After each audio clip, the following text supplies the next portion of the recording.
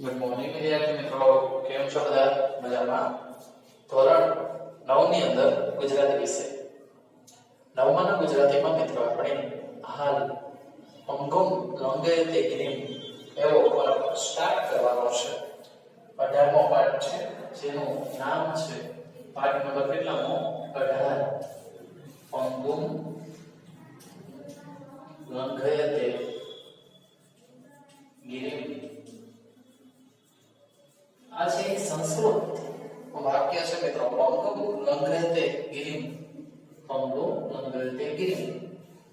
તો આનો અર્થ શું થાય છે કે પાંદડું છે એ પણ લંઘયતે ઓળંગી જાય છે. ગિરિમ એટલે કે પર્વત. પાંદડા પણ પર્વત ઓળંગી જાય છે. તો મિત્રો શા માટે આવું કહેવામાં આવ્યું છે? કારણ કે આત્મવિશ્વાસ હોય તો શરીરની નબળાઈ તમારી એને પણ તમે પાર કરી શકો છો. આવું જ કંઈક અહીંયા આ પાઠની અંદર કહેવામાં આવેલું છે. અરુણિમા નામની એક એથ્લેટ્સ હોય છે, તેને ચોર છે તે ચાલતી ટ્રેને ફેંકી દે છે અને સામેથી જે આવતી ટ્રેન છે એમાં એના પગ કપાઈ જાય છે.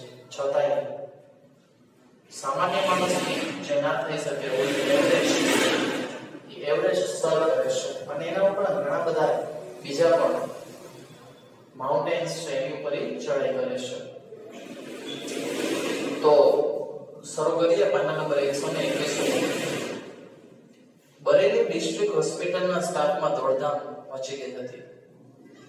અરુણિમા નામની છોકરીના પગનું ઓપરેશન કરવાનું હતું, પરંતુ ચિંતાજનક બાબત એ હતી કે અહીં ન હતી લોહી માટે વ્યવસ્થા કે ન હતી દર્દીને બેહોશ કરવા એનેસ્થેસિયાની સુવિધા. અરુણિમાએ અર્ધ ભાનાવસ્થામાં આ અંગેની ચર્ચા સાંભળીને ડોક્ટરને હિંમતે કહ્યું, સરજી, મારો પગ કપાયો, હું આખી રાત રેલવે ટ્રેક ઉપર પડી રહી, મેં ભયંકર વેદના સહન કરી, તો હવે તો તમે મારા ભલા માટે મારો પગ કાપશો ને? હું સહન કરી લઈશ. એની અડગતા જોઈને ડોક્ટર અને નર્સ છે એ પણ આભા બની ગયા. તેમની માનવતા જાગી ઉઠી. હોસ્પિટલના ડોક્ટર અને ફાર્માસિસ્ટે રક્તદાન કર્યું અને એનેસ્થેસિયા વિના અરુણિમાનો પગનું ઓપરેશન કરી નાખ્યું. ભયંકર વેદનાભરી સ્થિતિમાં તેનો પગ અલગ કરાયો. એ પીડાનું સ્મરણ આજે પણ એવા રોવાના ઉભા કરી દે છે. આપણા શરીરમાંથી કોઈ ભાગ છે એ નોખો કરવો કટ કરીને, તો વિચાર કરો કેટલી વેદના થાય. 2011ની એપ્રિલે અરુણિમા CIFS માં જોડાવા માટે ઇન્ટરવ્યુ આપવા પદ્માવત એક્સપ્રેસના લખનૌથી દિલ્હી જઈ રહી હતી. ત્યારે કેટલાક બદમાશોએ એની સોનાની ચેન ખેંચવા પ્રયાસ કર્યો. ડબ્બામાં મુસાફરોની હાજરીમાં ઘટના બની, પણ કોઈએ તેનો વિરોધ ના કર્યો. કોઈએ તેમને અટકાવ્યા નહીં. વોલીબોલની રાષ્ટ્રકક્ષાની રમતવીર રહેલી અરુણિમા એ સામે લડત આપી. એ ઝઝુમી, પરંતુ એકલી અને અસહાય હોવાથી બદમાશોએ તેને ટ્રેન બહાર ફેંકી દીધી. તેના દુર્ભાગ્યે એ જ વખતે સામેથી બીજી ટ્રેન પસાર થઈ અને એના ઉજ્જવળ ભાવિને કચોટતી ગઈ. અરુણિમાની ડાબો પગ ટ્રેન નીચે કપાઈ ગયો. લોહી લોહાણ હાલતમાં આખી રાતે મદદ માટે બૂમ પાડતી રહી, પણ કોઈ એની મદદે આવ્યું નહીં. રાત્રિના અંધકારમાં તે 7 કલાક ટ્રેન ઉપર પડી ગઈ. ત્યાંથી 49 ટ્રેન પસાર થઈ ગઈ, પણ આ કસોટી કાળમાં એની મદદે કોઈ ફરક પડ્યો નહીં. માત્ર એના કપાયેલા પગના માંસની નિષ્બાની માનવા ઉંદરો આવ્યા. સ્થિતિ ખાલી ગંભીર તમે જાઓ મિત્રો. રાતનો સમય, એક અંજાન ટ્રેક, એની ઉપર બીજી ટ્રેન ત્યાં આવતી હતી. એ ત્યાંથી ને પગ કપાતો ગયો. 7 કલાક જેટલું રાતના અંધારામાં એકલી અરુણિમા પડી રહી અને એનો પગ છે એ ટ્રેનની નીચે કપાઈ ગયો અને ઉંદરો છે એ માંસ ખાવા માટે આવ્યા. અરુણિમાનો ડાબો પગ માત્ર ચામડી ઉપર લટકતો હતો. જમણા પગના હાડકાના ઘણા ટુકડા થઈ ગયા હતા. એની કરોડરજ્જુમાં તિરાડ પડી ગઈ હતી. તે ચીસો પાડતી, સહન કરતી, રડતી પડી રહી. સવારે તેને બરેલી હોસ્પિટલમાં લઈ જવાઈ અને ત્યાંના કેટલાક તાત્કાલિક ઓપરેશન પછી તેને દિલ્હીના એમ્સ હોસ્પિટલમાં ખસેડવામાં આવી.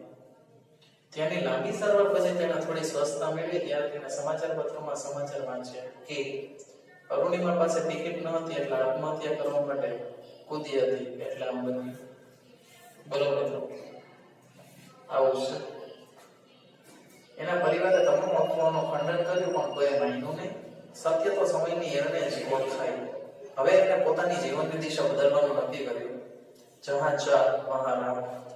એ ન્યાયે એણે હોસ્પિટલની પથારીમાં નક્કી કર્યું કે હું પર્વતારોહણ કરીશ. પગ કપાઈ ગયો છે છતાંય પર્વત ચડશે મિત્રો. લોકોએ એને પાગલ ગણી, કારણ કે પગ વગરના માટે પર્વતારોહણ અશક્ય ગણાય. અરુણિમાના દ્રઢ સંકલ્પ શક્તિ હતી, પરંતુ પર્વતારોહણ માટે જરૂરી માર્ગદર્શન અને તાલીમ મેળવવા અને એ માટે આર્થિક સહાય મેળવવી એ બે કપરા પ્રશ્નો તેની સામે હતા. લોકોએ એને એવો સંકલ્પ પડતો મૂકવા સમજાવીને કહ્યું, તારો એક પગ કપાઈ ચૂક્યો છે, બીજામાં રોડ છે, એટલે કે બીજામાં સળિયા છે. બીજામાં સળિયા છે. એક તો કપાઈ ગયો છે, બીજામાં સળિયા છે. કરોડરજ્જુ છે એમાં તો તિરાડો પડી ગઈ છે. તું સાજી થાય પછી કોઈક નોકરી કરજે. લોકોએ એનું ઉપમ શરીર દેખાતા કહ્યું, એનો અડગ આત્મવિશ્વાસ નહીં.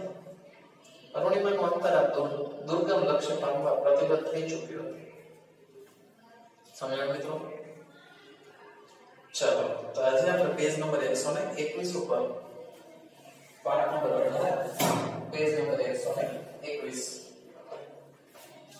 પેજ નંબર કેટલા મિત્રો 121 ઉપર આજે મેં તમને જેટલું કરાવેલું છે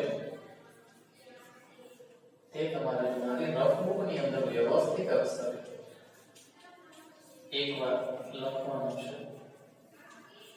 સમજાયું? જેટલો હોમવર્ક વ્યવસ્થિત કરશો એટલું બધું આવડતું જશે, નહીંતર પછી આગળ ક્યાંય સમજાશે નહીં. ઠીક છે? ચાલો, તો મળશો હવે આવતા નેક્સ્ટ વિડીયોમાં. ત્યાર સુધી બધા જ મિત્રો સુરક્ષિત રહો. Thank you.